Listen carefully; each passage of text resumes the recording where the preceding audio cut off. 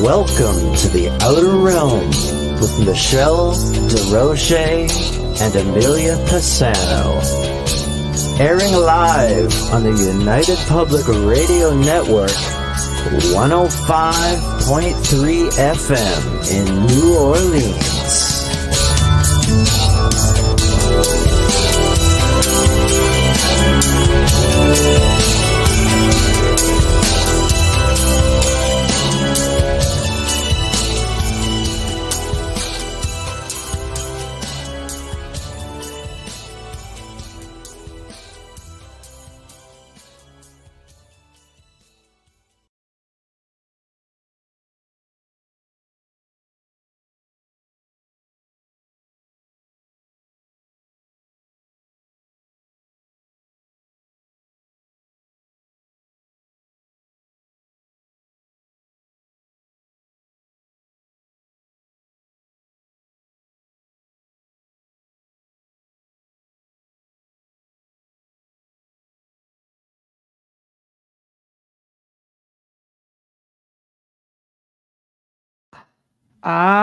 There I am again. You can tell when Amelia's not with me, keeping me in line. Anyway, welcome to the Thursday night segment of The Outer Realm. We are broadcasting live on the United Public Radio Network, UFO Paranormal Radio Network, 105.3 from the Gulf Coast, 107.7 FM from beautiful New Orleans. We are fully sponsored by the amazing people over at Folgers Coffee who have been a part of our journey since day one. Thank you, Folgers. We couldn't do it without you, nor would we want to. Also, big thank you to Justice Snicker, a.k.a. Dr. Snick, the Sonic Surgeon, for his contribution of his time, his music, and his voice for the intro that you just heard. Check him out anywhere on your favorite music streaming platforms. He is an award-winning composer of Halloween, horror, sci-fi, and dark wave electronic music. Perfect fit for us, so check him out. Also, big thank you, Steve McGinnis, the artist behind the banners and logos here at the show. Check him out on Facebook and Instagram. Also specializes, of course, in the horror genre. So tonight, we're really excited. We are welcoming Mindy Tautfest for the very first time. I've really been looking forward to this. I just resonate with this lady so much. Man, she's amazing. She's going to be discussing her book, Dying to Meet Them, One Woman's Incredible Journey from N.D.E to U.A.P. And she's going to talk about her own experiences in what she calls the void. She's going to go on to discuss her healing, internal journey of spiritual growth, investigation, and research into the correlations that have been found between UFO and near-death experiencers, especially during the Omega Project, while taking it a step further. And she describes it all in great detail. She's just incredible. Read the book. Incredible. I can just say that right there. Thank you. Thank you and welcome. Really appreciate you guys. I'm glad that you enjoy the show. It's very exciting. So thank you. Thank you. So buckle in, guys. Remember, we're simultaneously on 8 different platforms. Roku TV does not have a chat room. Don't look for one. It's not there. If you're on Rumble, it will come through to the soundboard. If you are in any of the YouTube pages or Facebook pages, we'll come to the soundboard. But we go to the beat of Mindy's drum, not ours. This is whatever Mindy wants to go with it. So I may periodically put up some of your comments. I may... we'll put little check marks next to any questions or comments. And of course, if she sees something that she wants to address, she will definitely do so. So it's pretty much carte blanche. Thank you. Thank you. I see everybody chiming in. So without further ado, the lovely Mindy Tautfest. Hello. Hello, Michelle. Thank you for having me. Oh my gosh. It's a pleasure. Thank you for coming on. I've really been looking forward to this. I really enjoyed your book, I have to say. Just really, really hit me. I know I emailed you and I said, I just wanted to hug you because I'm a mom. I'm a mom. And I would totally was sympathizing with that, but I don't want to get ahead of everything. So I just want to start wherever you would like to start, that led you on your, I guess, on this journey, because it's pretty much what it's been. It has been a journey. Yes. So I leave it to you.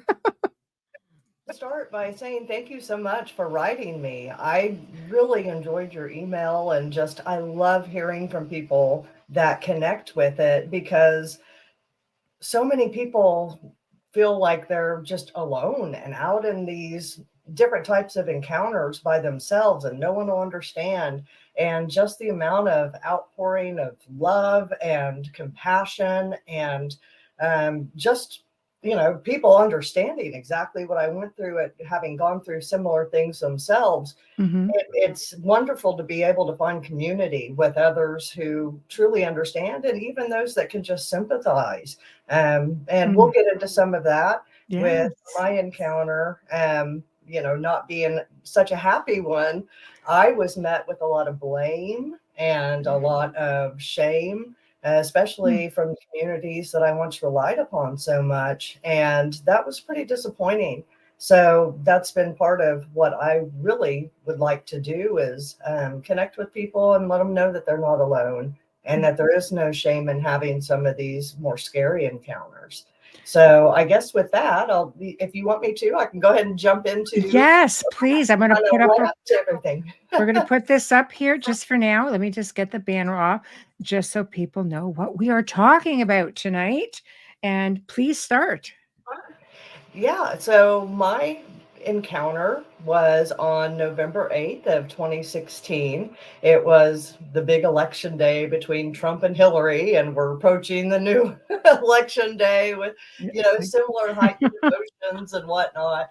At the time, we had moved back out to northern Oklahoma, and we're living on a 300-acre wheat farm, where my father-in-law was living, and he was needing some help. And my husband, being the big, strong farm guy he is, he said, well, we'll move back out here. And I mean, there's nothing out there besides just, rows and rows of wheat. And so the only housing that we could find was this cheap little dumpy trailer house. And so that's what we moved into with our two children. At the time, my husband was a Southern Baptist minister. And when we were living on the farm, he went ahead and took a job working at the small school that he had actually graduated from. He graduated with like 17 people, to explain how remote we really were. Wow. That's And remote. so, Right. yeah. And so my children, they were about 5 and 7 at the time. My daughter Aneshka was 5 and JJ was 7. And so they were attending the elementary there where my husband actually went. And actually his father had gone before. So Wow. the family's pretty rooted there in that area. So anyways, we were out there and life was good. We were working hard on the farm. And that morning, John got up and, loaded the kids up. He drove the school bus. So the kids hopped on the bus and they took off. And by the time I got up and around, I went and, brushed my teeth, and I saw that my face was a little bit swollen. So I took a picture and sent it to my husband and said, hey, face is a little bit swollen. I'm not in any pain. It may be an allergic reaction or something. I'll go ahead and take a Benadryl and go hop in the shower and see if that helps clear it up. And so I went about my day. And by that afternoon, it was probably about 4 o'clock. I got out of the shower, and of course, I'm checking to see if there's any exit polls or anything coming out yet. And we were going to take the kids and go vote. I'm not saying who we were going to vote Nah, for. don't do that. Yeah. I am completely apolitical at this point. Don't judge me off of anything that you believed I would have thought before. But so I was kind of checking and seeing what what was going on. And that's when I heard what sounded like a large gunshot that went off in my head. And at the time, my first instinct was, my God, I've been shot, because there had been coyote hunters there around the area. Just in the days prior, we had noticed them out there. And I thought, my God, they've shot through this flimsy old trailer house and shot me in the head. Wow. And so I'm trying to sit there and assess, and I'm realizing this is catastrophic. This is really, really bad. And I'm trying to figure out if there's blood running down, just what kind of damage there really is going on. prior to this, I had worked as an ICU nurse, so I knew, kind of how to assess myself as I You're was just lucky. sitting there. Yeah.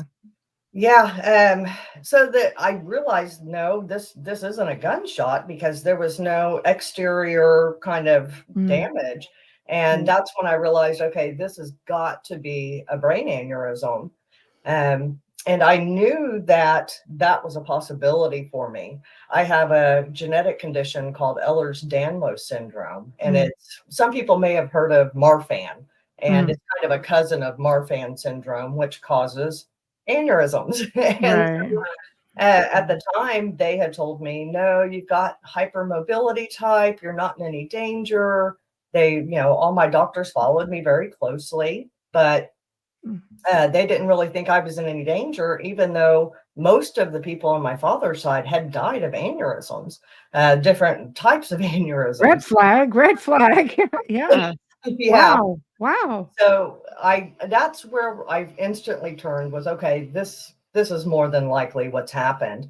And as I'm realizing this, my head starts kind of bobbing. And I thought, oh my God, if I lose consciousness, I'm not going to survive this. Like I knew that was going to be it. And I'm sitting there and I'm looking at the front door open. I'm waiting for my husband and kids to come in, and they always come in and they give me big hugs and kisses and be like, mommy, and tell me about their day. And, it's kind of a routine of ours. And so I was waiting for them to come home any minute. And as my head's dropping, I'm realizing, my God, they're going to run in and they're going to find me dead. Oh boy.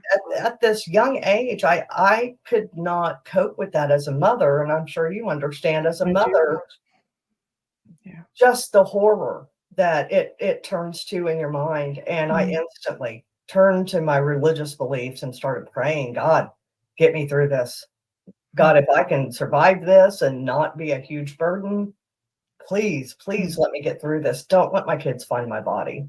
I don't want them to have to live with that. And I'm thinking of my husband, and my husband is the gentle one of the relationship, and his heart is so tender. He would never get over it. And I'm just praying. I turned to deep, deep sorrow and prayer. And as I was doing that, it seemed like a long time, but as soon as I stopped and I took note, I started looking around. That's when I realized I was in darkness, and I wasn't in any more pain. I wasn't, I was more curious than anything. And so my first instinct was to put my hand out in front of my face and see if I could see it, because I was trying to assess, is it dark or is there nothing here? Where am I? And I couldn't see my hand. And that's what you see on the front of the book, is the hand in the darkness. And when I couldn't see it, my next instinct was to start clapping. So No. we're in the void. Right. And so I'm clapping and I realize I can't. I didn't have any hands. And that's when the realization first really hit me that, my God, I've crossed over. I'm completely dead at this point. Because you hear a lot of people say that they had kind of the exit where they're lifting up and they can see their lifeless body and they see the earth disappearing. I didn't have any of that. I think I was in such deep prayer and such deep, just sorrow that I didn't even notice until I was already over there. So as I'm sitting there, I'm trying to assess the situation. And I'm thinking of my religious beliefs. I'm thinking, okay, I'm going to be coming up on judgment. So I'm praying. I'm in the void and I'm praying. I'm saying, God, Jesus, be my righteousness. Obviously, something is separating me. Why am I not instantly in heaven? I've always been taught, Yes. absent from the body is present with the Lord. That didn't happen. And so I'm thinking, okay, well, there's something coming up. I've got to be getting ready for judgment. And that kind of freaked me out because I'm a high anxiety person anyway. Right. And That so, doesn't help. Yeah. no, it didn't. And so I'm starting to freak out. The longer and longer that I'm there, I'm realizing something's wrong because there's no tunnel of light. There's no family coming to greet me. Jesus isn't showing. Nothing is happening. And so that's when the panic really started sitting in for me, was because none of my religious teachings had prepared me for where I was and what I was experiencing. And it was all out of my control. And so I think just that loss of control, the not knowing what to expect, I was in complete just anxiety overload. I was freaking out. So I start kind of turning inwards and going, okay, am I going to be here forever? What has landed me here? Why am I in the darkness by myself? And I start, and again, you hear some people saying that they have a life review.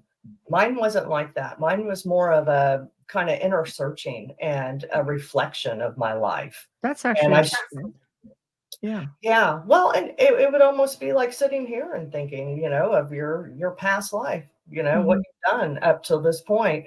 And that's kind of what I was doing, just kind of looking over different instances of my life. And I thought, okay, I've done good. I've loved people. I've, been a pretty good person. I've loved the Lord. I've done everything that I can think of to land myself in heaven. But it was impressed on me, you haven't loved yourself. And whenever I realized that, and I want your listeners to understand, it's not in an ego sense, not like, I'm the best. right. What am I doing in the darkness? I should be here, sitting to the right of, yeah. I think some people have taken that as, oh, well, love yourself as an ego thing. And it wasn't that at all. It was more of, I have always held myself back because I haven't thought myself worthy. And that was really the main impression that was put on me over there. Once I realized that and I accepted that and I realized, okay, yeah, I've totally lacked in loving myself, that it instantly changed. And up behind me came a male presence. And I talk about this in the book. I couldn't identify him. It wasn't like it was Jesus. It wasn't Muhammad or Allah, or it wasn't an alien. It wasn't an angel. I don't know what it didn't feel human to me. Okay. But I couldn't tell you what it was, but it was definitely a male presence. And when he spoke to me, it was just instant to me. It wasn't like I heard anything. It was straight to my being. I almost absorbed his thoughts, and my thoughts were absorbed into him. I guess kind of like telepathic communication. That he came up to me and he said, "You're not going to be here forever." And as soon as he did that, it was instant relief. I thought, okay, someone's here with me. Hallelujah. I'm not saying. Yes. Right. And I'm not going to be here forever. And that's great news. And so I just had to trust whatever he was telling me, because other than that, I was lost by myself here. And once he told me that, then we started sailing off to the left. And as we did, I could see this purple glow in the distance. And as we kind of got closer and closer to it, I could make out all of these intersecting lines that were bright pink, and they glowed as they joined up. It was bright yellow where the junctions were. And as we got closer, just that radiation of that light, it just gave off love. And he stopped there and he showed it to me and he told me that's the fabric of humanity.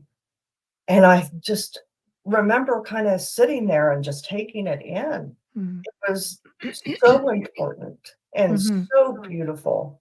And he kind of indicated that's not for you right now. And so I was a little bit heartbroken. I didn't know where we were going. And we went ahead and sailed past it. And next thing I know, I was back in my body. And it was almost like I was slammed in. Some people say they enter through the mouth or through the top of the head. I just felt like I was slammed in, and I woke with a start, and it was almost like a computer rebooting, like a Oh, crap. as I came back. That's crazy. Wow. Yeah. So my next kind of memory is waking up, and I was slumped over on the couch onto my right side, and I could hear kind of the TV in the background, kind of muffled, and I couldn't make out what it was said. And my Mhm. head was buzzing, and it felt like hot lava just kind of flowing through my skull. It was a horrendous, Mm. horrendous feeling. Right. And I kept trying to sit up. And every time I'd sit up, I'd fall over. And I thought, okay, well, I'm back and I've got to get help. So I'm looking around frantically, and I was able to find my cell phone where I was able to call my father-in-law, who was right across the street working in the wheat field right in front of us. And Mhm. so within 60 seconds or so, he was standing in my living room, and I was still kind of slurring words and whatnot. But he Mhm. sat with me until my husband and kids got home about 10 minutes later. And they loaded me up in the car, and we took the 30-mile journey out to the hospital. Wow. So you're kinda close with your children I coming did. in. You came back in time, so it looks like you had a little bit of intervention there as well. Absolutely. Well, and people have asked me about my religious beliefs since then, and Mhm. I don't know if I wanna necessarily go deep into that, but, I have um to leave that to you. That's your show. Right. they've obviously changed. Mhm. I can't say that I've lost faith or anything. I've Mhm. lost faith in the sense that I don't have to have it now. I mean, I when I was over in the void, I was surrounded by God. I was surrounded by the source. And that's one point that I didn't go into, was I almost felt like I was in an invisible box and was being held separate from everything that was ever in creation. I mean, from beginning to end, everything that was, is, and will be was all in its primordial state over there, just right before the blink of coming into existence. Mm. And it was all God. It was immense. It was bigger than I could have ever imagined before. So I know that there's a source where we come from. I Yes. know that we continue on. I don't have to have faith in that sense anymore. Mm. It's my appreciation of it is so much more now than I could have ever had before, from my understanding Mhm. It's before. quite humbling. I would have to feel that it would be a very humbling experience, it's something that just puts you literally on your knees, and you just realize, like, "I'm a part of all of this." It is, yeah. Yeah. Well, and the fact that we're all connected, that was kind of what I took from the fabric of humanity. It Mm, was the best of all mhm, of humanity, and it almost felt like a conglomeration of souls just giving off this love and light. And mm, I thought, my God, it looked like the cosmic web. And that was before I'd ever seen a picture of the cosmic web. I described mm, it as a nebula, or it looked like a mhm, map of brain neurons.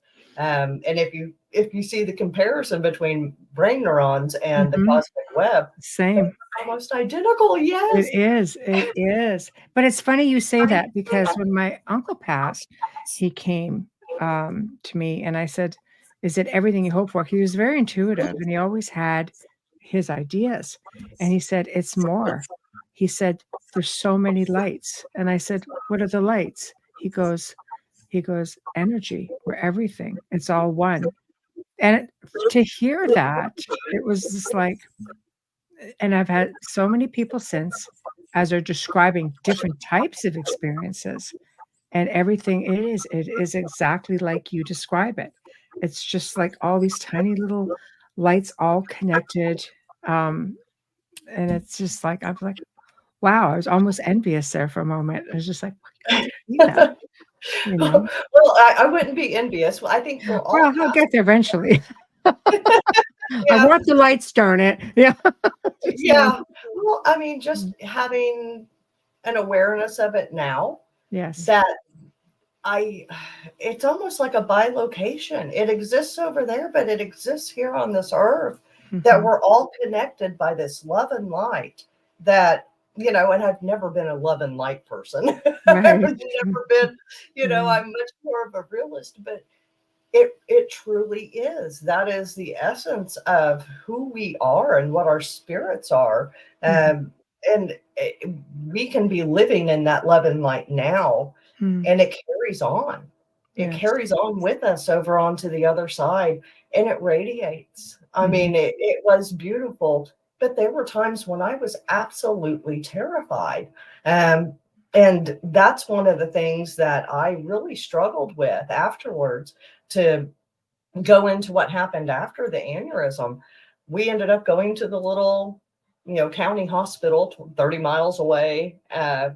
We got there. They ran one scan of me and they said, well, it looks like maybe your neck shifted or maybe you have a migraine.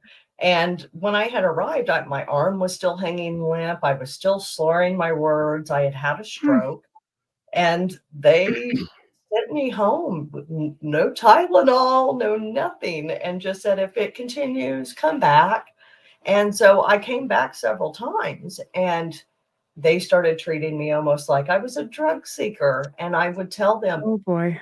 do not give me medicine. Find out what's wrong with me, because I literally crossed over. Something terrible has happened. And that burning in my skull, it stayed with me for the first 2 to 3 Mm. years. I mean, it did not let up. And it's called the suicide disease, where you have that burning in your skull. It's Mm. horrendous. Mm. Um, I and can imagine. they just sent me home. And so finally, after 2 years of putting up with that, I went to the neurologist. He, just kind of discounted me and said, well, you have migraines. And so I finally told my husband, look, if they don't figure out what's happened to me, I can't survive another one if this happens Mm. again, because I never had the same big pop again. It was just that continuous burning. I was passing out every day. I was not well. And I think just kind of my grit, Oh, kind 2 of. years, man. That's just that's ridiculous for you to live like that.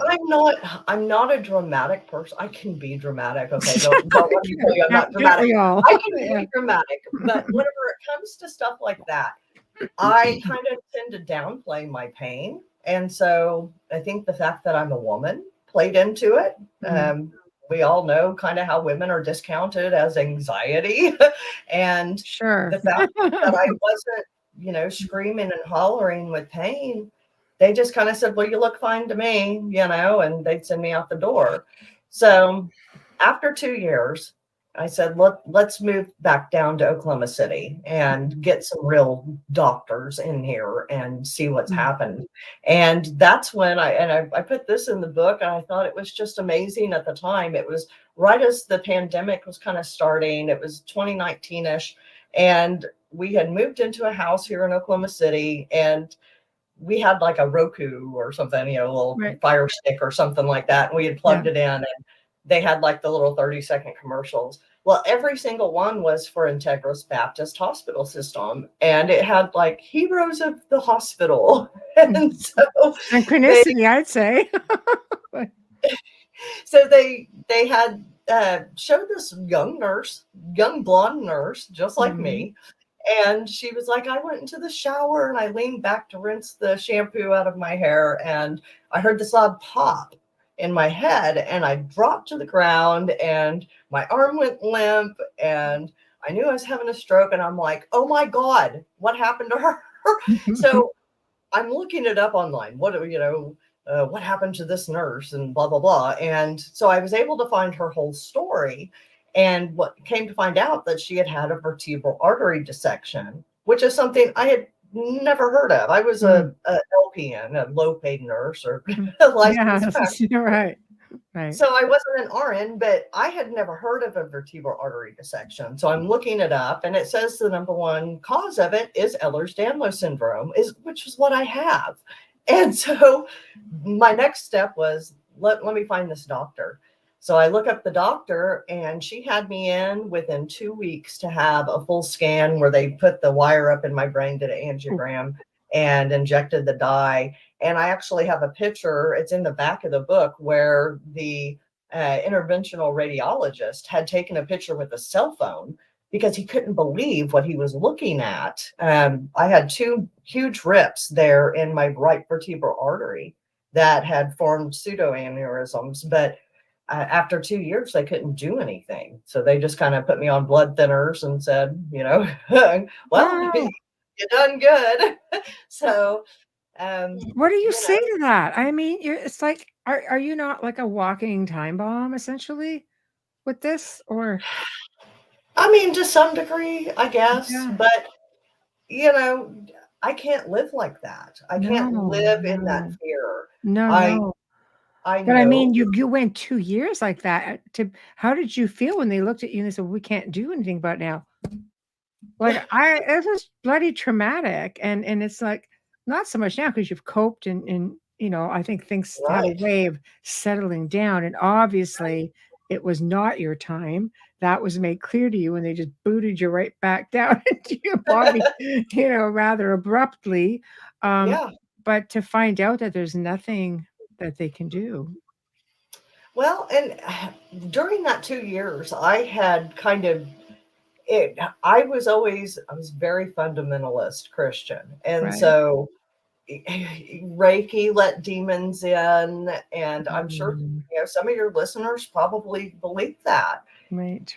I Right. believe that kind of stuff wholeheartedly. Mm, And so I was very fearful of anything that was esoteric or, mhm, not mainstream. mhm, But at that depth, I started kind of intuitively meditating, and I would feel this almost like a blue light surrounding my head and my shoulders. And it was healing every time that I would kind of go into this deep concentration of healing light on me. I would feel better. And I had lost my hearing. I lost 90% of my hearing, so I wear hearing aids now. mhm, But and that's never come back. But one of the things I had looked up was for tinnitus, and I found 432 hertz music. So I started listening to that, mhm, and just that energy. One of the videos that I came across, I actually have it in my presentation that I do about my whole book, and it gave off that same feeling as what the Fabric of Humanity gave off. hmm, And it's the only one that I've ever instantly I felt that same power. So I would listen to that over and over and almost connect with that love and that light to try to heal me, because that's all I had. I mhm, had no doctors, on my side. Thank God my husband is understanding, because here he has his wife laying on the couch for 2 months or 2 years. right. And I mean, I wasn't cleaning the house. I wasn't cooking dinner. I wasn't doing anything. I was laying on the couch, literally trying to survive. Mhm, And he's hearing from doctors, migraines, nothing wrong, but he chose to believe me, and he chose to love me through this. And my children were so supportive and so sweet, mhm, it almost brings tears to my eyes how wonderful my family was mhm, in, light of the lack of any kind of validation. mhm, So for that first 2 years, it was just trying to heal the physical. In 2019, I ended up having another episode, and it landed me back in the hospital. But thankfully, we were here in Oklahoma City. By the time I got into the hospital, they admitted me to the neuro step down unit, and my blood pressure was hovering at 40/20.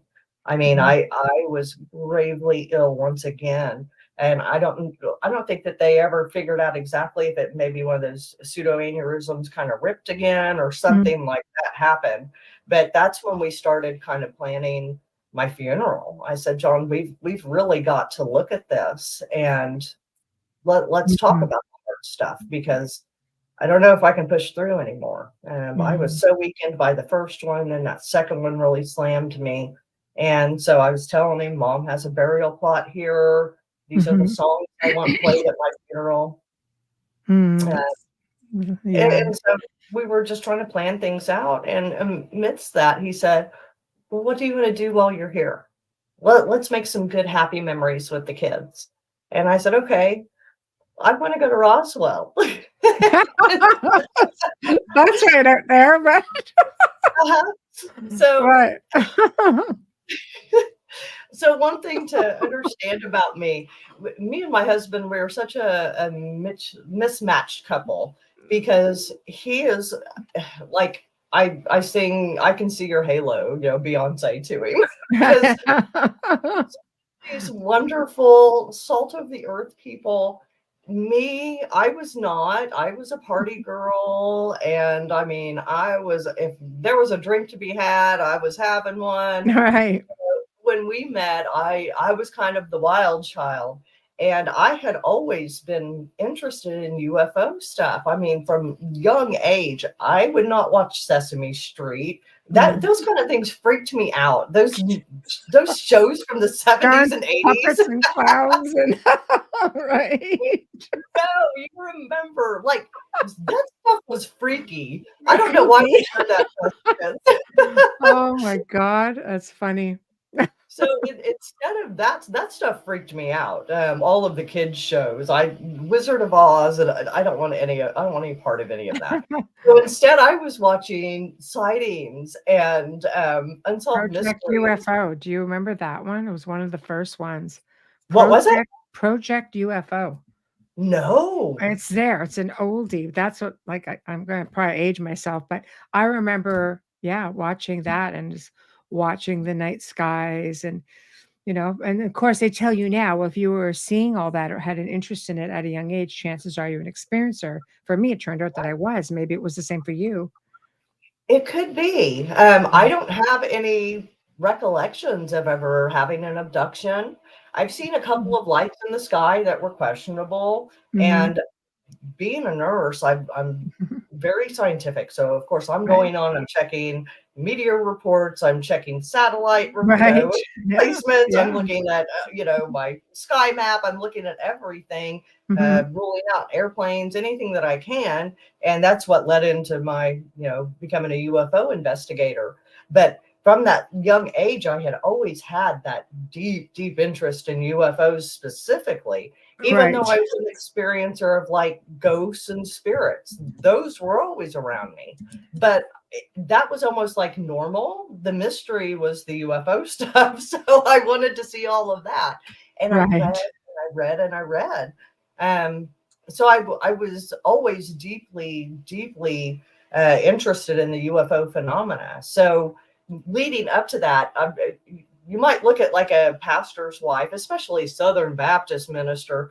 You would think, that it would be all straight, wouldn't mess with that kind of stuff. But I had always, I had always had that interest, and he knew that going in. That's why we met, Mhm. because I was having spiritual encounters and said, "Hey, I'd like to get your take on this." And we met up for coffee, and we never left each other. I mean, within 2 weeks, we had moved in, we're engaged and getting married, and Right. he was my person. And so it's been a really interesting dynamic, kind of figuring out from his deeply religious background and my, I mean, I was raised in a Pentecostal church. I used Right. to have Right. like the long skirt and the hair in the bun, and us as little kids, that's where we went to church and how we dressed and everything. So I had the foundation there, but kind of went my own way, in my late teens, early 20s, and then came back around to it. Um, so going into Roswell, John planned it all out as soon as I got out of the hospital. Waited, I think it was in July is whenever they have the big Roswell festival. So we Mhm. loaded up, took the kids, went down there, had an amazing time. And Mm. I still had the burning in my head once again, and still was nearly passing. I didn't feel good, but I was Mhm. like trying to push through because I loved it. I loved being Right. Yeah, and I'm amongst my people here. Right. yes, it's Yeah. exactly how I felt, and I had Mhm. never been to a UFO conference, Mhm. never in my years, and so I was amazed that I'm sitting here listening to these people that are just like rock stars up there doing presentations, and then they have booths and you can go over and actually talk to them. And I'm like, oh my God, John, I can go over and just talk. Go over with me. I'm Now you're nervous. going to be coy? Wow. And so one of the people that was there, I mean, like we heard Travis Walton. I had grown up with Fire in the Sky, and Yes. I have a signed deal from him up here, you know, and Yes. it's just so cool to me. One of the people that was there was Kathleen Martin. Yes, And of course. Yes. yes, she's niece of Betty and Barney Hill, Mhm. huge abduction case back in the 60s. And Mhm. so again, another rock star of the UFO community. And I walk up to her and I kind of remember like I was talking weird. I don't like but my thoughts were still very disjointed and I was nervous and I don't Aw. even remember what I said to her, but she was so sweet to me. And she had said she had started the Experiencer resource team for MUFON, which is the Mutual UFO Network. And I thought, oh my gosh, that is amazing. So I bought a couple of her books, and the next day we headed home. And as we're in the car, I'm telling John, I'm like, we need to look up MUFON. I forgot about MUFON. Let's see if they're having any meetings there in Oklahoma City that we can go to. That'd be fun. I would love that because at the time I wasn't working. I was staying home. I had Mhm. gone through about a year of counseling to try to get past the PTSD of all the medical stuff. Mhm. Still hadn't talked about the N.D.E. I vividly remembered it, but was not ready to even begin to speak about it. I figured if I died, if another episode happened and I died, John wouldn't have to know that I didn't go to heaven. The kids wouldn't have to live with that, you know? Mhm. So I kind of kept it to myself. Hmm. So we looked up MUFON on the way home and found out that they had a chapter here, connected with them, ended up signing up and become a field investigator. And I was just thrilled because part of my counseling was giving back. And so I had reached out to a organization here in Oklahoma City that deals with terminal kids. And I thought, well, that would be great. I understand about crossing over and whatnot. Mhm. And they wanted me to like stand up with these kids and like, isn't this great? We're giving them the stuff, you know? And I was like, Aw, I don't want to do that. You know, can I no. do something in the office or, you know, behind the scenes? And they were like, no, we don't really do that. So finding MUFON and finding out that I could actually investigate UFOs, I was ecstatic. Oh, all right. This is the giving back. This is Right. the volunteerism that is meant for me. Right. So I signed right up and I took off with it. I loved it. That whole first year, I buckled down and met up with experiencers. And I talk about some of the really cool encounters that I had meeting up with some abductees here. Um, and then within a year, I was state director. And I thought, wow, I get to be state director. Now I get the inside information. Right. Now we're gonna learn some stuff. Right. Yes, I was Yes. on top of the world. Well, within a year after that, I became the international director of training for MUFON and put together MUFON University. And we have a whole video series now that walks people through how to investigate UFOs. And oh, it has been a dream come true working with MUFON. I can't speak highly enough. I know people, they've had their stuff in the past. I Who will doesn't? admit that. Right. Yes, and I hate the Yeah. Wikipedia page. I tried to edit it and someone keeps changing it back because Dang we them. are Yeah. it, yes, and Yeah. it's Stereotypes are hard. You end up, you know, it is because we it's are hard not the to same. undo. It Yeah. is, and we are not the organization that we were Mhm. 5 years ago. Mhm. The people that were causing problems are gone.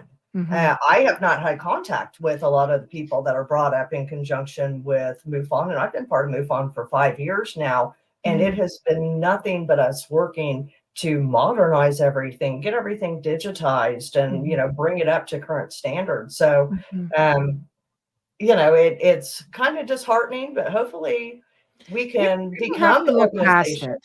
People have to Do look what? past it. People have to Well, look past it. really, I mean, it's we just have like, to prove ourselves. well, absolutely. But I mean, there's also this thing called evolution, and people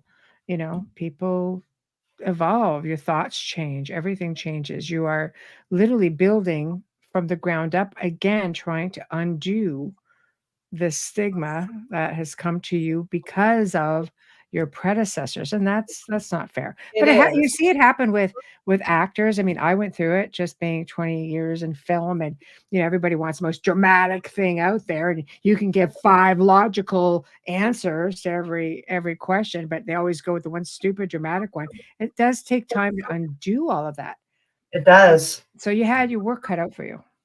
Well, and I mean, I'm here for it because I Yeah. believe in the mission. I see the good work that happens within MUFON, Mhm. and I know the good people that are involved behind the scenes in trying to Mhm. really evolve and bring things forward for experiencers and for Mhm. support. It really there's nothing like it. And so I truly believe in it. And, some of your listeners may not. And I understand that. Mhm. It's going to take some work to Our move listeners past are pretty kind of good. We have a lot of MUFON hosts, and we've got, I mean, Preston Dennett is the host here. He's with MUFON, and oh, okay. Yeah. everybody loves Preston. Yeah. So, so you're all good people giving of your time, to Right. help other people, and that's where people cannot. You have to move past all that. You have to. Yeah. Well, I'll tell you one of the things that we're doing now with MUFON. I've kind of jumped ahead here, but That's okay. that's really kind of what I'm working on right now. And you can kind of see back here. This is part of current things that I'm working on with MUFON. They've launched Project Aquarius, and it has all of these libraries from previous researchers. They're releasing, I believe, August 1st will be the Leonard Stringfield files, his personal Mm, diaries with all kinds of cases that have never been released. I mean, wow. I've talked with Bob Spearing, who's kind of heading up he's our international director of investigations, and he's kind of heading up the Project Aquarius thing. And people can go in, I think it's $50 for a library card, Hmm. but it's not, you don't have to be a MUFON member to access it. Good. Um, There you oh go. yeah, yeah. So you can There you go, cat. access, Right. you get it's like a $50 card, library card to access it. And Mhm. anyone can access the newspaper clippings that are in there. Those are free open source. There's a drawings gallery that is in depth, the connections between these drawings that people have submitted to MUFON over all these years is Mhm. just mind blowing. And so we're looking at ways to maybe use AI to help kind of look Mhm. at things, but we've got to be very careful with that to not, just give away everything that we have in there. Mhm. Um, my part of it is the Hayden Hewes files, and a lot of people probably have never heard of Hayden Hewes. Uh, Right. he was an investigator here in Oklahoma City back in 1957. He started the International UFO Bureau, Wow. and he kind of laid low. I People have wonder no why. That's Yes, right. he had the original handwritten Jimmy Carter report was filed with the International UFO Bureau straight to Hayden Hughes. This here is a letter from Warner von Braun talking about UFOs to Hayden. This is Jimmy Carter's report. That's Hayden back there. I Mhm. mean, there is so much in there. The Tulsa Boy Scout photo from the Mhm. 1965 flap that happened here within central U.S. and it extended out, but really over the central U.S. in July 31st through August 2nd of 1965. Thousands of UFO sightings, and Hayden actually saw one, and he was there at the police station looking Yes. at this UFO going over. My own mother saw one during that 3-day period, and so he has all kinds of files on that 65 flap One of the things that it ties into is Hartshorn, Oklahoma. And that is the case that I spoke about whenever I did my appearance on Ancient Aliens. Mm-hmm. Because it was a new case that was reported to MUFON. I ended up going out there. I had never heard of Hartshorn, living in Oklahoma my entire life. And it's down in the southeastern region around the Kiamichi Mountains, where all the Bigfoot sightings happen. Funny that. Yes. Right. And so that whole area, it used to be like outlaws would hide out in that area because it's so thick and dense and, Mm-hmm. you know, just rolling hills. It's right there at the foothills of the Ozarks. And so Hartshorn is like this little bitty town. It's 2,000 people. And back in the 70s, it had 2,000 people. So I think it's gained one resident because I had looked up the population from 1975 to now. They've gained Wow. one resident. But in 75 is whenever the big schoolyard sighting happened, and nobody talked about it. This was like a little uh, was a little family school there that they had started, a little boarding school, and they took in a couple of little sibling groups that came and lived with the family. But they had 6,000 acres of this ranch, and they had cattle out there. It's Right. huge, but it's out in Yeah. the middle of nowhere. Mm. Uh, so they're out there, they have their little schoolhouse, and the kids are outside and they're playing in the sandbox. This boy that reported this and his brother, and they started noticing this thing floating off in the distance. And over the course of about an hour, it slowly made its way towards them. And as it did, they could tell that it was a large saucer shaped object. And it was flashing multicolored lights around the rim of it. And so one of them ran in. There were multiple kids outside. There were, I think, 17 kids total that were out there. Most of them belonged to the Buchanan family who owned the house and the schoolyard. And so they ran in to go get the teacher. There was one teacher there that was 18 years old, I believe, at the time. And the mother, Buchanan mother, was there. So they came out. And I actually was able to speak to the teacher, and she's a doctor now and had written out this beautiful account of exactly what she remembers from that time. But she describes her and the Buchanan mother standing there and looking up. This thing was maybe 60 feet above them, just hovering silently, and Wow. just those lights going around the perimeter. And all the kids were running. The oldest Buchanan boy got freaked out. So he ran inside, he grabbed his 2020 shotgun and went up on the roof of the schoolhouse and aimed it at the UFO. And when he did, they said that it kind of flipped up on its side and shot away. And then it looked like it settled about a mile away over by the sawmill that was on their property. So they kind of got all the kids rounded up. Everyone was kind of in a tiss, and they got them inside. The oldest boy started boarding up the windows and doors and nailing everything shut. And the little kids were looking out the window, and they were like, there are little guys out there. And the teacher said, well, what do they look like? And they said, they just keep changing. Oh, So I that's don't know if they, interesting. yes, if they were kind of shape shifting. It reminded me very much of like the Kentucky Goblins case Oh, where they yes. were, had the Yes. shotguns and were nailing everything up. Same kind of thing was happening in Hartshorn in 75. So they ended up all sleeping in the living room in front of the fireplace until the teacher said that she heard the sounds of nature return. And once that happened, then she knew it was over.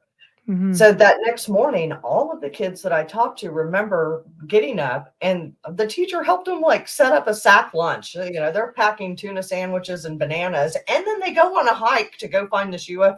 Oh my gosh. Wow. All right, we're okay with it this time. Yeah. Yeah. Wow. So they walk up there to see if it's still there or if there's Mhm. any signs of it being there. And they Mhm. couldn't find anything, but they all vividly remember going up there to look for it that next day. They made kind of a fun little field trip of it. Mhm. And so on the way back, she stopped and they had an outdoor freezer. The teacher looked in there, was going to pull out some beef. They had some processed beef from some of their cattle. and was going to pull something out to make for lunch. And whenever she looked into the freezer, it had been emptied of 2 sides of beef. And so this is the only case I have ever heard where processed beef, not they had live cattle out there. It wasn't like a cattle mutilation. The processed beef was missing. So They wanted the good stuff, right? I guess Barbecue ready. That's insane. That's insane. ready for them. Yes. So Wow. the Wow. strange thing is, she said the next day went out there and she was going to show the Buchanan father what had happened. And they look into the freezer, it's all returned. And so the Buchanan father said, absolutely not. We are not eating that. And that's a lot of money. But he dragged it all out to the middle of the field and burned it. He said, no, we're not eating it. And the kids, it. Wow. yes. So the kids remember eating like oatmeal for several days because they burned all of that beef because he didn't trust it. Mhm. And then there was some talk about Men in Black showing up later. Someone had mentioned that they remember the Buchanan mother had taken pictures and that the camera had been confiscated. I was never able to confirm any of that. Mhm. But the case is fascinating, and there are still other things that tie into this. That I'm working with a reporter that's really looking into uncovering some of the things that happened there that I can't really get into right now. But No, of course eventually, not. But it's a sign of the times as well, right? I mean, they would have been a little bit more clamped up about it than I think, absolutely. than nowadays, especially in Oklahoma, Well, and it was a right? It's a religious school. people, a It lot was of people of faith, right? Yes, well, and it was Yeah. a little religious school, Yeah, okay, and there we so, go, of right. course, they're not wanting to talk about it, No. and nobody ever talked about it until this guy came forward. He had seen the, Nimitz report coming out and some of the things the government was doing. He said, "Okay, I feel comfortable talking about this now," and Mhm. he didn't realize just what a big case it would be. So Our in producer was on the Nimitz with an experience. Nimitz had really? 2 experiences. Wow. I can connect Okay. you.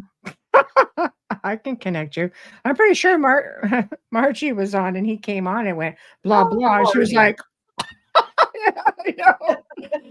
So, yeah, so very, Yeah. that was a big one, the Nimitz. That's Yes, it great, was, but and no well, one it knew was about kind the of other a one. it was a springboard for a lot of people to come forward. Yeah, Mhm, like you said, there's such a stigma, but I think that that's kind of falling by the wayside. Used to mhm. be people would be like, "Oh, I don't believe in that stuff." Now it's like, "I saw something once," and they're trying to keep it hush, but they're starting to come forward little by little, and it's Mhm, wonderful to see, especially working with something like MUFON, where mhm, we have that whole database of encounters dating as far back as you can remember. And now, when people are coming forward, we can line these up with other encounters that are mhm, already in the database that can mhm, serve to, support what's being reported. So that's ended up what happened with Hartshorn. mhm. I was looking more into the area. I was wondering why there were so many reports there. I really dug into it and it ended up becoming Case of the Year for MUFON, I believe, in 2021. And as I did, I kept coming across Hayden Hewes. And so that's how I ended up uncovering all of the International UFO Bureau, all of the files that he had. He was actually working with a lady named Claire Morgan, who was the wife of the postmaster out there in Hartshorn back in the 70s and the 60s and 70s. She had actually seen one of the first UFOs of that whole 1965 flap.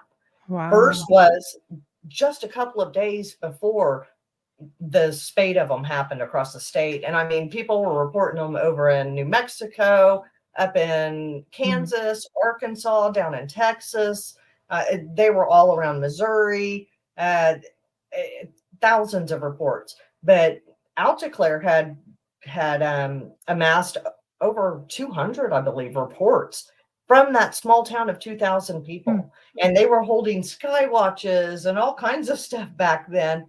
So what's going on there in southeast Oklahoma, that Mhm. all of these UFO sightings were happening there, and they're still kind of continuing. Mhm. A lot of the locals, we went out and talked to them.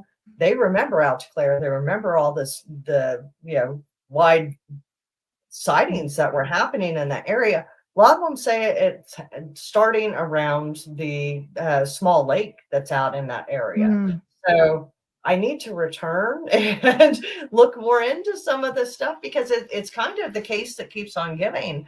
Mhm. We're in 2024 now, so it's been 3 years that still I'm uncovering things that seem to tie back into Hartshorn.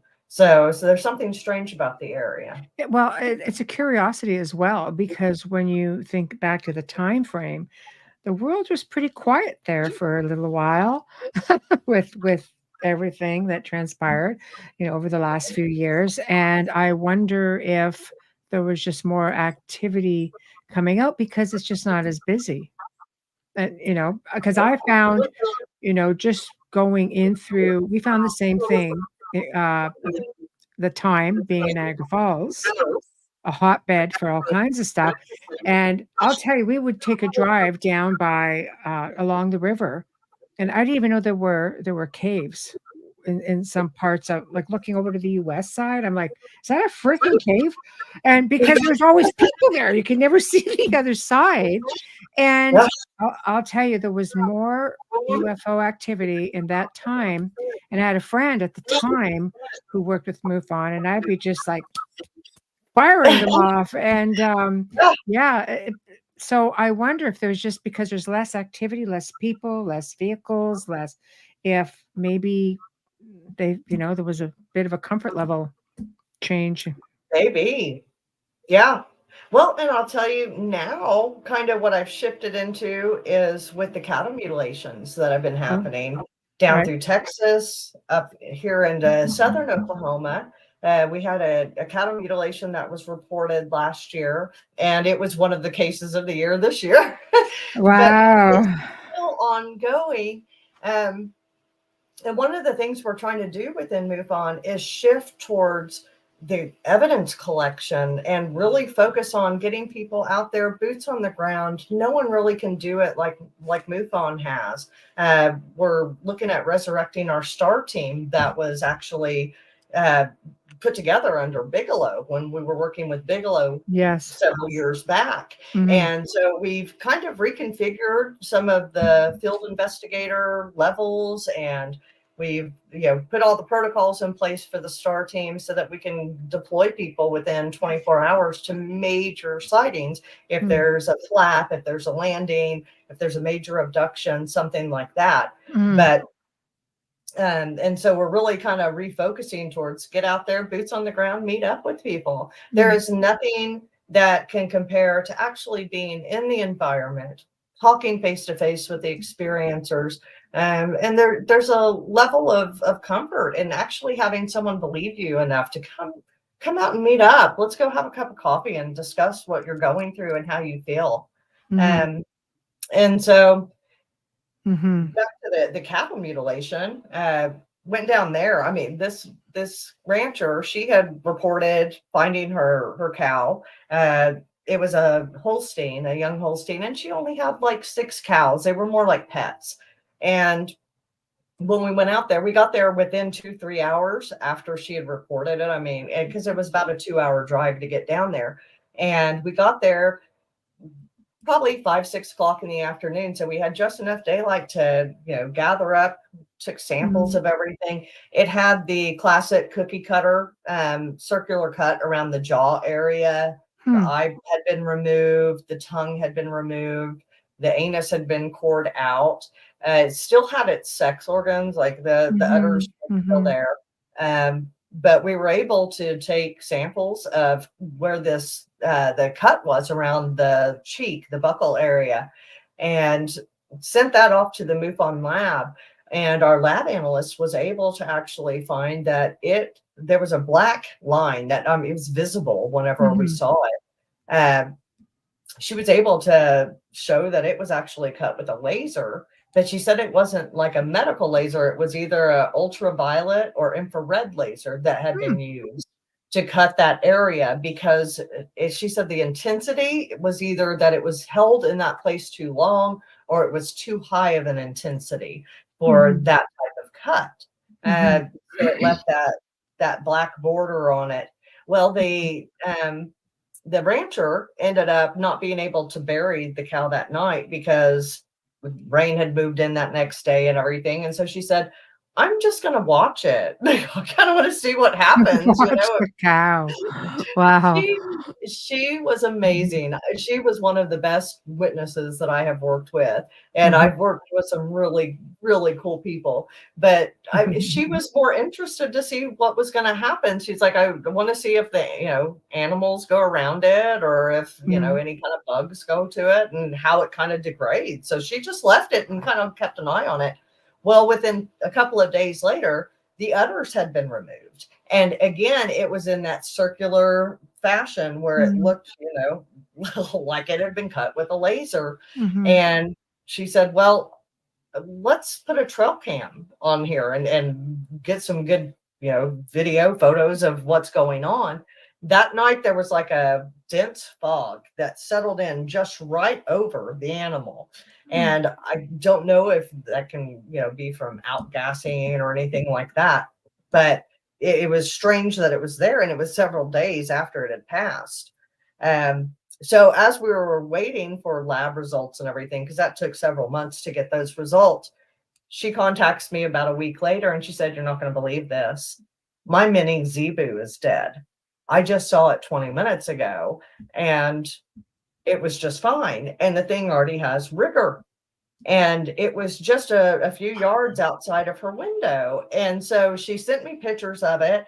And I said, my goodness, okay, this is interesting. Mm. The mini zebu, and it's kind of a strange little creature. It has the horns that come around and everything. Mhm. Has kind of Mhm. the water buffalo look with the hump and Right. whatnot. Right. And you could tell in the picture, I mean, the legs were straight out stiff. And she said, I don't know. There's no mutilation. They didn't take anything. I don't know if you want to come out here or not. And I said, okay. I wonder if something frightened it. Well, I don't know. For it to be that stiff already, You strange. ever heard the term scared stiff? I don't know, but Yeah. I mean, that's very unusual that it would be untouched. Like, what would cause it? Wow. And so she was actually a nurse as well. So thankfully, she had all kinds of sterile equipment there. And she said, Mhm. I'll take some samples for you. So she took a buccal sample from inside the mouth. She took one in the nostril. And she actually did a kind of a little mini necropsy before she buried it, where she cut it open to see if there was anything missing from the internal organs. And everything seemed to be intact, but it was again kind of Mhm. bloodless. There wasn't much blood spill for when Wow. she cut it open, which was one of the findings on that original cow. I mean, there was a couple of drops of blood from the nose, but nothing like you Mhm. would expect from that level of damage. Mhm. But this one, like I said, it did. The zebu didn't have anything cut into it. Mm. And one of the things when she went to move it, she got the excavator under it and picked it up, and she noticed that the horns just kind of fell and dangled. So she grabbed a hold of it, and she actually sent me a video where she was, rolling around in circles, and they had broken at the base of the skull, both at the same level, but were Oh. still within that flesh socket. Mhm. And I had asked her to please grab me one of the horns so we could analyze up close the break pattern, but she forgot to, and her husband buried it before she could get it out. But Oh. we at least have pictures that can show how it was Mhm. broken. We can kind of see from the pictures how Mhm. it looks, as far as the breaks. Mhm. And whenever our lab analyst looked at it, she said that it looked like it would have had to been dropped from a height of 300 feet for them to break in that pattern Mhm. without any other visible damage. I mean, it left a crater where it was dropped. So I I Uh, have I have to ask, has there been any testing for radiation or anything around this? Like, do we Yeah, that was one of the first things when we showed up. First thing that I always test for if there's been a landing, Right. anything Yes. close, especially, a Mm-hmm. mutilation, crop circle, anything like that. First thing is always radiation. And Mm-hmm. there was no radiation. We had slight RF being put off right Mm-hmm. above the Holstein when we went there. But I since found that it can actually be caused by a decaying body, can actually throw off RF, which I thought was weird.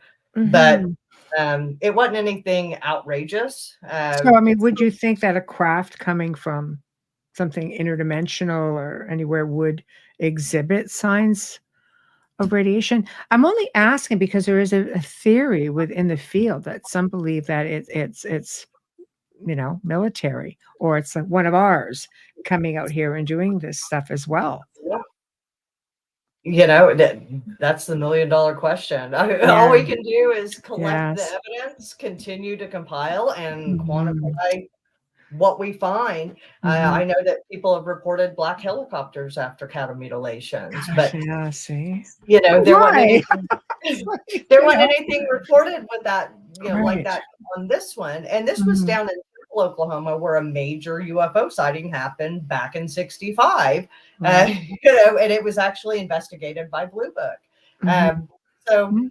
Hmm. again, maybe Temple has something to do with it.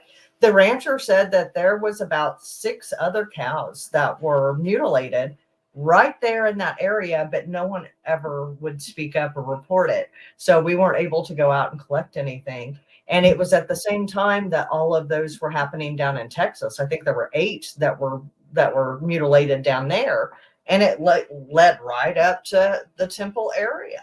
Mhm. Uh, but from what I was told, the FBI stepped in and kind of shut down any Mhm. talk of the mutilations down in Texas. Mhm. But we kind of had creeped in and got our samples, and they've already sent off. And so they never contacted us up in Oklahoma. They just kind of let the ranchers go and Right. just didn't talk about it. Yeah, that acknowledgement is empowerment. We're just gonna say nothing and, watch it Yeah, just disappear, basically. pretty Wow. much. Yeah. Wow, that's insane. Okay, I'm gonna take this little pause as a good time to do a station and sponsor ID. So, for those who are just tuning in, you are listening to the Outer Realm Radio. We're broadcasting live on United Public Radio, UFO Paranormal Radio, 105.3 from the Gulf Coast, 107.7 from New Orleans, and Roku TV. So, thank you for joining us. Thanks to everyone in the chat room. I am paying attention to, I'm just tagging a few little things here, so I'm not ignoring anybody. Tonight, our special guest is Mindy Tautfest, who is just wonderful. She is talking, of course, about her book, Dying to Meet Them, One Woman's Incredible Journey from N.D.E to U.A.P. And of course, we're getting a lot of other interesting bonus information. Cow mutilations. I think people are fascinated with that. So, anyway, we will continue on, but not before we say a big, huge thank you to Folgers Coffee, our sponsor. Thank you for being with us for the last 5 years. We appreciate you so, so very much. So, I just had to put this up. I have a real background noise. I don't know. Maybe there's feedback coming from somebody. It's not, I don't know. I don't know. I don't know what to tell you. I'm not, I don't think I had any sort of background noise. How strange. Anyway, okay. Project UFO, for those asking, 1978 to 1979, 2 agents of the U.S. government, Project Blue Book, Project investigate sightings of extraterrestrial and unidentified flight objects. Creator Harold Jack Bloom had William Jordan in it as a star, Edward Winter, and Casey Swaim. I've never heard of it. Anyway, it existed. This is the point I'm trying to make. So, anyway, we are back, and I don't know. I'm going to try to get this sorted out. If it is coming from my end, I have absolutely no idea from where. But it seems to quiet down when I quiet down. I'm The universe is not trying to hearing tell me. anything. You don't hear it? No? Uh-uh. Okay, maybe it's just, yeah, I don't know. Sorry, Richard. I don't know where we're getting it from, but anyway, try to bear with us. So we are back. So, um, it sounds like it's been a heck of a journey, and it's helped in your, I guess, spiritual growth. It's helped with your, I guess, your evolution in knowledge, because you have. I know what I'll use for an example. I've been in media for probably about 2 years, retired from it, and consult on films and things like that. And I love radio. We started out in a radio station. Everything happened a few years ago, shutting down, and we just basically decided to keep doing it this way. And every time, we bring someone on, I just always learn something. It's just so enriching to me. I love learning new things and other people's perspectives. And this is one of those moments, just so you know. So I'm thoroughly enjoying this. Oh, pleasure. It's so wonderful whenever experiencers connect and Yeah. really can come together, because it's like, oh, me too. you know Yeah. and that's actually one of the things I go into in the book. We kind of had spoken about a little bit on our emails, was the similarities between near-death experiencers and UFO experiencers. And that was one of the very first things that I had kind of come across whenever I started working with the experiencer resource team and talking to abductees. Mhm. Was, my goodness, these people sound like me.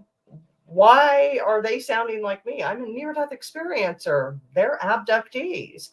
And I thought, with each one that I would talk to, it just kept solidifying that thought process, especially in the after effects, the Mhm. way people were changed afterwards. I had one lady that said that she could talk to plants and animals afterwards. She had, felt a vibration with them, and, saw new colors and stuff. She was affecting electrical things. And, I was one that oh man, I fried a couple of microwaves, and I would try to sign on. I would try to join like IANS, the International Association for Near-Death Studies. I would get on and I would try to join their sharing groups. And my computer would just go completely bonkers. I mean, we would shut off everything that was connected to Wi-Fi or anything.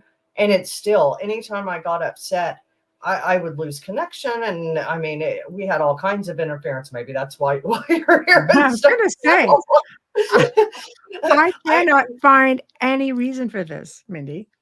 Just saying. It would not surprise me. It's been what, 8 years or so since I've had my N.D.E, but I mean, every once in a while, street lights will go out and stuff. But I mean, it was really potent with those first couple of years. That I mean, I was affecting everything, and I was like, is it me? Am I the drama?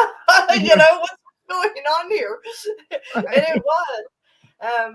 But anyway, speaking with UFO experiencers and abductees, they were reporting a lot of these weird things too. And it's like, okay, I'm brand new to this. I don't want to make assumptions or, think that there's a connection where there is none, that I'm just kind of inventing this on my own.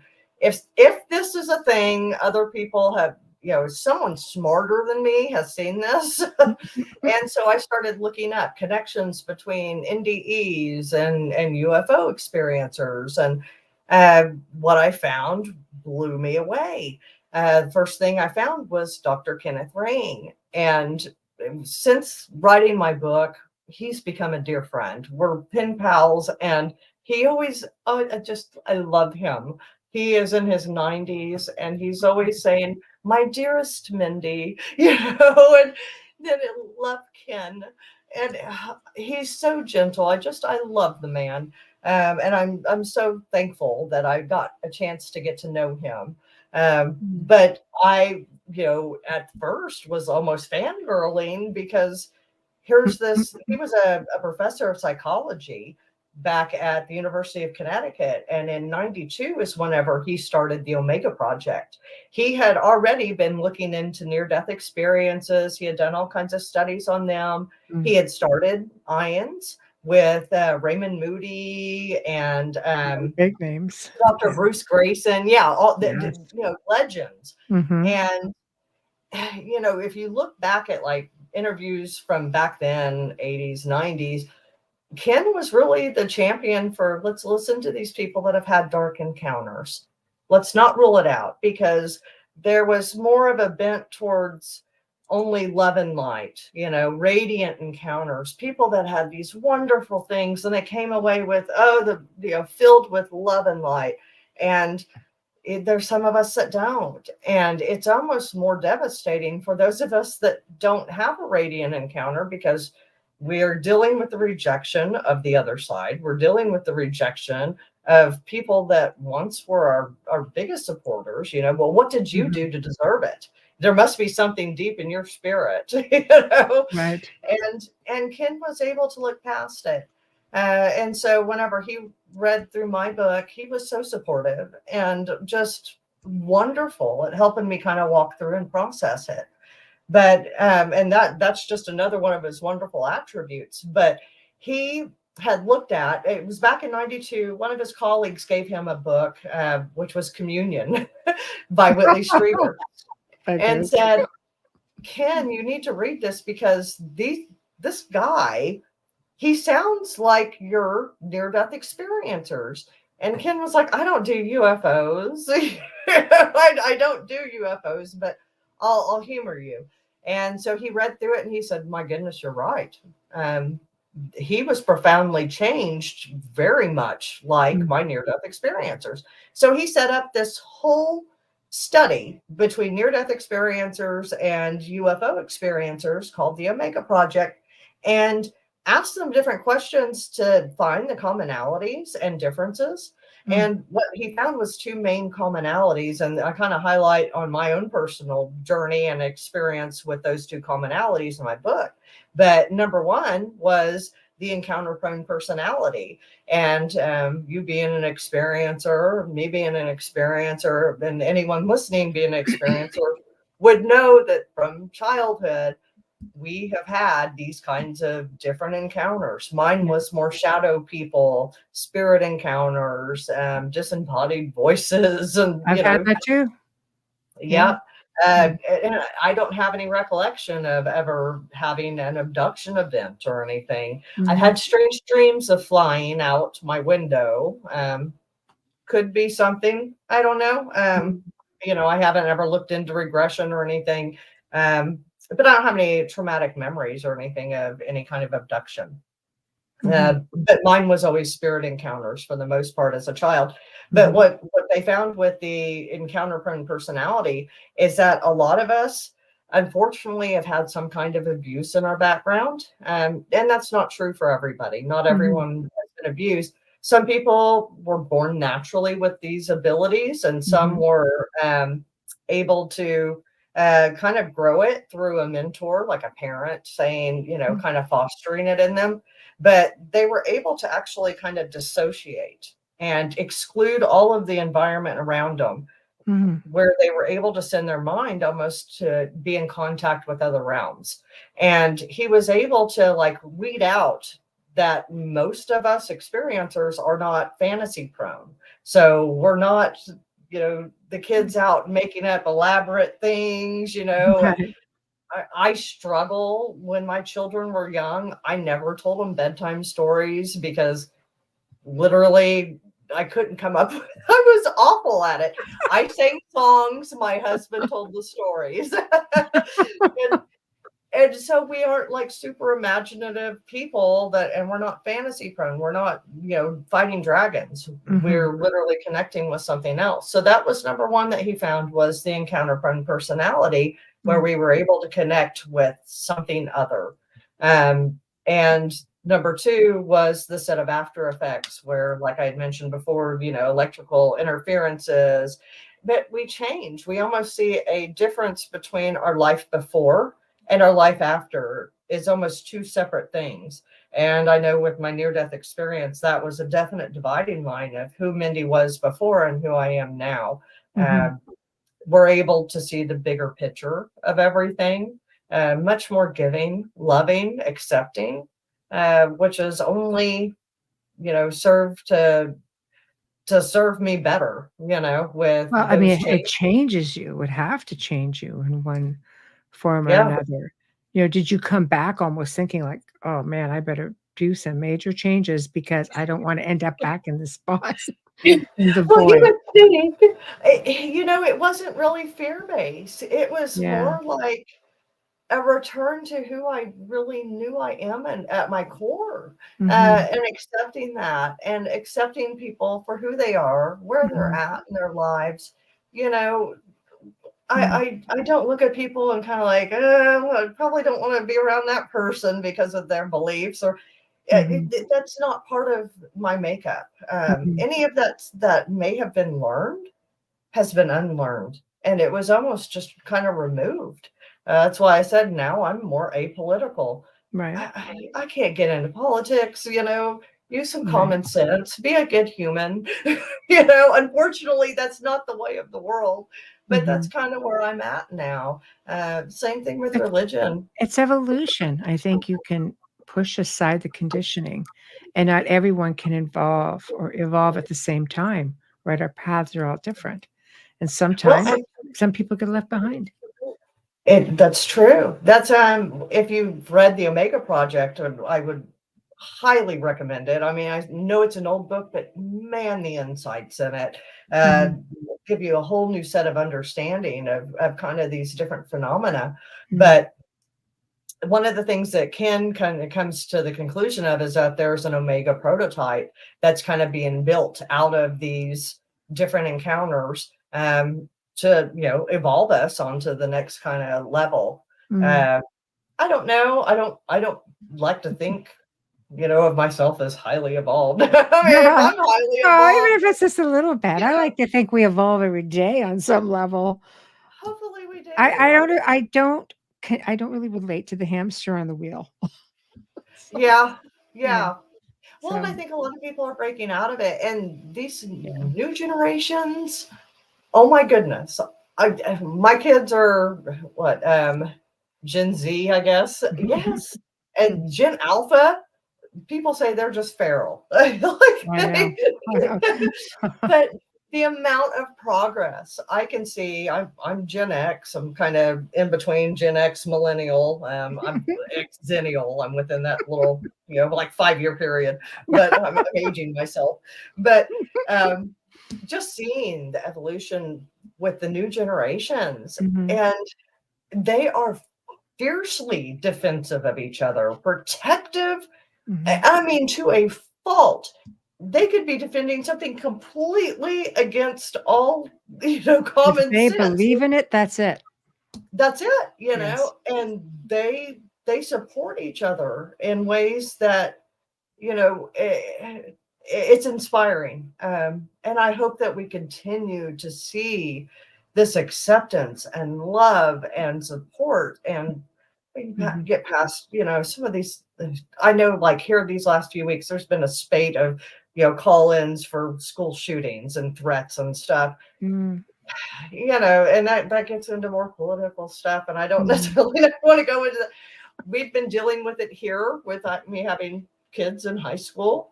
mm, It is disappointing, but I think that's getting that kind of thinking is getting pushed out. And hopefully, mm, both the majority of these kids in these generations will be able to stand up against this kind of stuff and say, no, we're not doing that.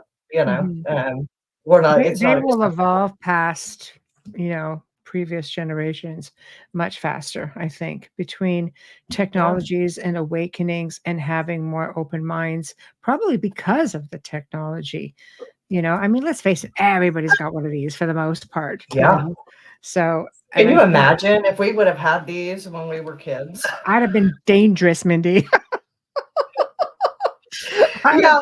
been dangerous with one of those. With the technology, you bring up something, and I had touched on Hayden Hewes before. We're actually putting together and working with Chris Jordan from Curious Realm Oh, and he's wonderful. He's been Research. on. I love him.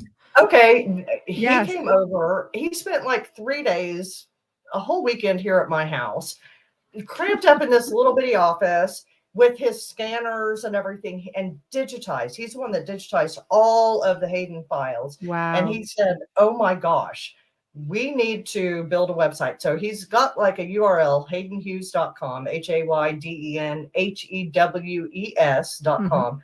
And I mean, it just kind of has the logo up there right now, because I mean, this is brand spanking new. But and he's doing all of this because of just what he saw in the collection, and said, we've got to get on this and like make this public. Wow.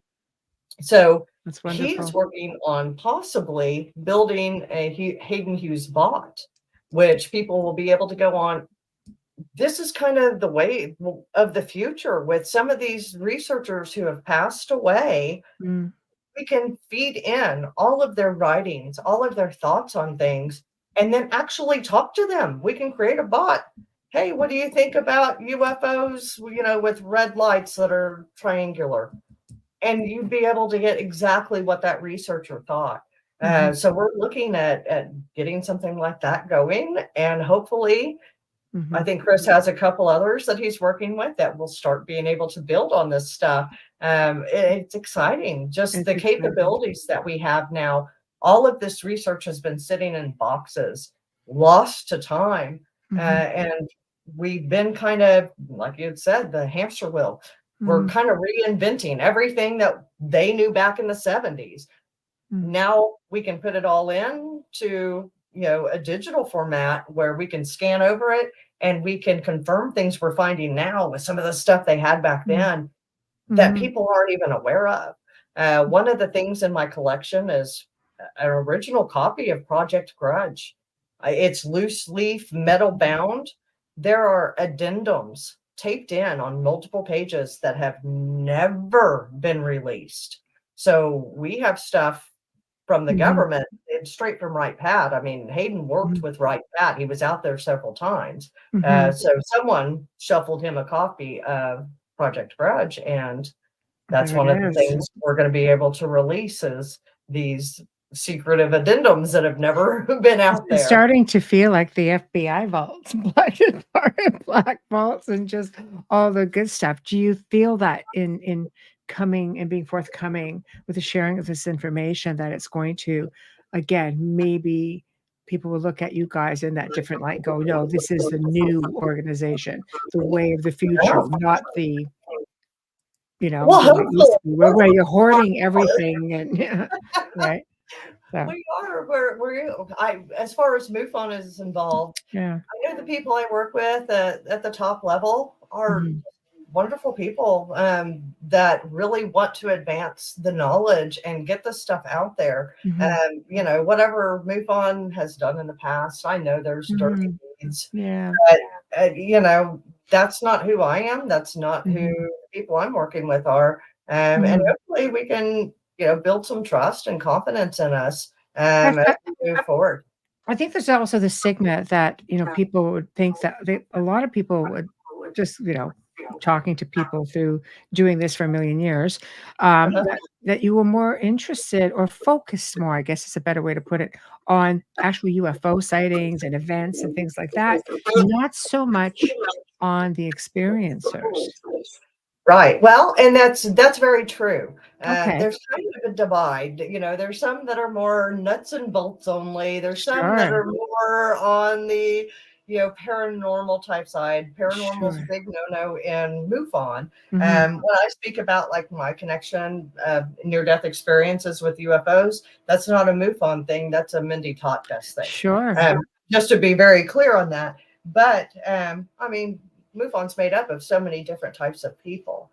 One of the things is the experiencer resource team that Kathleen Martin put together. And that's kind of the side where they can, you know, we can help people process what they've been through. They can connect with other experiencers and kind of talk through some of the stranger things that happen. On the front end of a report, if you're an abductee and you've had an abduction encounter, first thing we're going to want to do is have a field investigator come out, you know, and take the radiation readings. Let's, you know, run a tri-field around you. Let's test the environment. Do you have any markings? You know, are they on a place where you could send us a picture of these? You know, can we swap it? Can we run any kind of analysis on it? Let's get the physical evidence to back up what you're saying, because this isn't, just a mental phenomena. This isn't just a physical phenomena. I believe that it's both. And I speak about that in my book. There are both sides of it. And only by acknowledging both sides are we going to understand fully what's going on and get the most information about, who's responsible for these abductions and, what they're after, what are they doing, what's their purpose. There's a lot of questions that we need to answer, and the only thing that will back that up is hard physical evidence. So the first thing we want to do is get a field investigator, an advanced investigator out there to get some kind of evidence if we can. Let's get your full account down before you forget anything. Yeah, but what do you do if it goes back? If it's an experience that's happened, like for me, it's generational. I've grew up with stories like this from grandparents, great grandparents, mom, dad, who knew, becoming an adult, they're like, oh no, blah, blah, blah. Next thing you know, you're an adult. Oh, yeah, we had this go on and we saw this. Like, what the hell? You made me think it was a crazy kid. So all this stuff comes out. But one thing I have learned, and which just sparks it in me, is when you say, well, paranormal is a no-no. But when I think about how many people have said there seems to be just a connection in activity, heightened senses, smells, things of that nature. I thought I had these crazy paranormal experiences, and I realized, wait, that could have been an alien experience.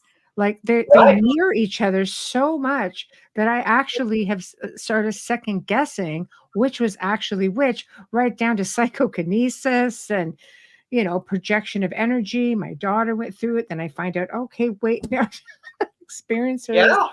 So I don't know. What do you do with that if you're like, no, we were trying to isolate this part of it? Well, that's where the ERT comes in. So after collecting any kind of evidence, let's get that sent off to the lab. And in the meantime, let's connect you with an ERT experiencer specialist that can help kind of walk through some of those more strange things that can go along with it. And they'll kind of, break down some of the things like you're speaking of that aren't necessarily part of a nuts and bolts investigation, but kind of deal with some of the more non-physical side of things and the experiential side. So that's it, really working together. And any of our ERT specialists are field investigators as well. So if there's a state where someone's an ERT specialist and an advanced investigator, they can handle both sides of it. If not, we might have two people working the same case together. That way, both sides are getting acknowledged and both sides are being addressed within that same experiencer. So we're trying to expand where we're looking at both sides of things. No, it's just great. Yeah, I like that, because it just seems that everything comes around full circle in one form or another. So it's just like I leave out half of the equation, half the population, when everything realistically is so connected. Now you have an incredible event coming up. Yes, I do. You want to share? Both of ours, yes. I'll be speaking at XCon for the UNX Network with Margie Kay and Debbie Ziegelmeyer. She'll be speaking there, and there's a whole fantastic lineup. And I believe that there's going to be like a Bigfoot, hunt and sky watch, and don't quote me on it. I know Margie goes into all of these things. She does. Yes, I'll be speaking on my near-death encounter and some of the research from Kenneth Ring and some of the things we kind of covered today. But I'm really looking forward to it. There's supposed to be a Mad Hatter event, and so I've got my little white rabbit costume ready for that. It's the season. Yeah, I think that's fantastic. I mean, I've had the pleasure of sitting across Margie, 3 times, and wealth of information, and she's just a lot of fun. Very, very. She's an incredible human. I'll tell you, when I first joined MUFON, she was the first person to reach out to me and said, honey, if you need anything, I'm right over here in Missouri, and you just let me know. And she's just a wonderful human being. So Yeah. I'm so glad to be working with her and get to go out there and spend some time. So if Yes. anyone's in the Missouri area, come out and see us. It's in October, what is it, 10th? I believe it's here in about a week or so. We could have. Yeah. So in a couple of weekends, Yeah. essentially. Wow. Yeah. Wow. Well, it is a time of year where, all the good stuff happens. Realistically, people are so focused on Halloween. Again, it's coming back to you're leaving out half of the equation. So I agree with you. I have never been to any sort of a UFO conference or Really? convention. I have turned down doing them, and I've turned down doing paranormal convention, things like that, because I have a tight schedule. But I'm also one that feels that, you know what? I may know things, but there are people who focus on certain areas that know a heck of a lot more than I do. And those are the people that should be brought into it. But it's very humbling to No. be considered, you know. You probably have like this incredible knowledge of all kinds of things with all the people you've spoken to. Mm. I can understand why you'd be highly sought after. So Thank um, you. Thank you. hopefully you'll come out and just come hang out sometime. It's fun just to be there and to be surrounded with like-minded people and just have that connection. The vibe is so awesome, to get a whole bunch of us together. So Well, and I'd love to see you out sometime. like-minded is the key right there when you Yeah. say that, because, it's not like you can just go and talk to just anybody about some of the stuff. Some people are very private about stuff like that because of the conditioning, I Yeah. find, right? And Oh, then yeah. you're amongst people who think the same way, and they're there for the same reason you are, and you walk away with another whole wealth of information. You do. You So, do. you know, once again, I'm going to put your book up, and I did put the Amazon link in the description to purchase it. So, where can they find your book other than Amazon? Or They can find it on my website is mindytautfest.com. It's Mhm. MindyTautfest.com. And I actually have a playlist on there of some of my songs that kind of go along with the book, like a little soundtrack if people like that kind of thing. Uh, man, those songs spoke to me at the time. Wow. So I highly encourage, if you're going to buy the book, go listen to the playlist. But you can purchase the book through there, any bookstore. Yeah. And of course, I'll have some copies there at XCon here in a couple of weeks. Oh, that'd be the perfect place to get it. Yeah. I've read the book. I love the book. I can completely resonate with, I could feel so much of your emotion going through it and your experience, and it's the mom in me that came out and sympathized with you the most. So thank you for writing it, and I'm sure anybody who reads it, who have even remotely gone through something like that or hasn't, there's no way you can't feel what you went through. It Well, was just thank you. it was beautiful. It was. So I'm I, glad. I tried to write everything down before reading anything about near-death experiences, or I didn't want anything else kind of influencing my thought. I just wanted to get it all down. So I appreciate you saying that, because that was just raw emotion at that time. You can You tell. know, You can yeah, tell, and it must have been difficult at times to relive it and put it on paper, it pen to was. paper, as I say. Yeah, I'd yeah. write about 500 words and then I would just be exhausted. So my next book will be much more lighthearted and Right, right. I but know, I'm it's so gonna be glad that Margie encouraged me to write it and get it out there, because it's been wonderful just talking to the other experiencers that truly understand mm, some of the emotions you go through when you're trying to process some of this stuff. So thank mhm. you so much, Michelle. Oh, it's a pleasure, and thank you so much for joining me tonight, and I know Amelia, who's been under the weather, is probably going, "God," because she's had 4 NDEs, and she's got the whole electrical thing. just 2 weeks ago, she messages me. She goes, "I think she did it in a toaster oven and some kind of a cappuccino machine or something, or I'm just espresso machine." I'm like, "Together?" She goes, "Yes." It's like, Oh my it's a goodness. part it's a part of an everyday thing for her, so I know she would have, you guys would have had a giggle, Uh-huh. with that, so but thank you, and all the best, at your event, and I hope when you write your next book, you'll consider coming back, or anytime you have something you would like to share, you will consider coming back and sharing it with us. Yes, absolutely. Thank you, Michelle. Thank you. Have a good evening, and You thank too. you. All right, thank you. Well, everyone, we have come to the end of another awesome segment here on the show. Big thank you to all of you in chat. I'm sorry about the feedback. I have absolutely no idea where it's coming from. I can't hear myself, obviously, so I don't know. I know. I don't know. But anyway, thank you all. Thank you to our sponsors, Folgers Coffee. Thank you to Justice Snicker. Thank you to Steve McGinnis. We appreciate you all so very much. Wednesday night, we welcome Todd Clements. We're into October. Haunts of Mackinac.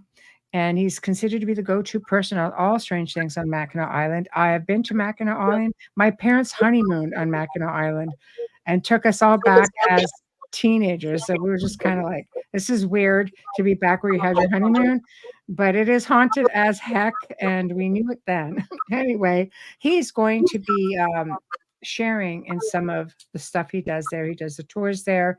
He's been on Ghost Hunters. He's been on Discovery Channel's Expedition X. He's been on all kinds of different media. So you have to tune in for that. And my dear friend, Mark Ollie, author and UK archaeologist, is going to be discussing the mysteries of ancient Egypt with us on Thursday, I believe.